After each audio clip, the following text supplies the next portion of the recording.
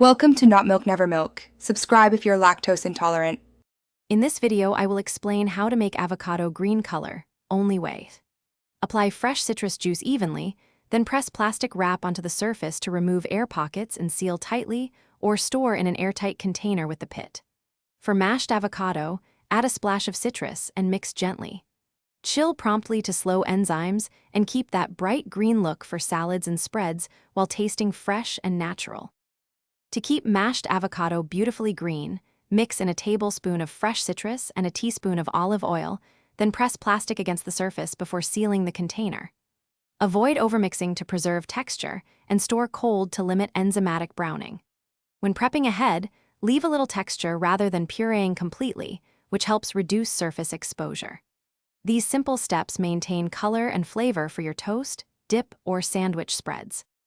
If you're enjoying these tips, please subscribe and like to support more helpful kitchen hacks. Quick recommendation: I recently tried some leak-proof containers that make storing avocado simple and mess-free, and they work great for salads and meal prep. Look for the product seen here labeled with a friendly note in the description, plus other deals to help your routine. Thanks for watching. Now let's get back to the video. After cutting, leave the pit in the unused half and rub or brush citrus juice on the exposed flesh right away, then press plastic wrap onto the surface to exclude air. If storing in a container, place the cut side down or cover with a layer of water to create an oxygen barrier. These easy steps prevent the brown enzymes from taking over and keep slices bright for sandwiches and garnishes.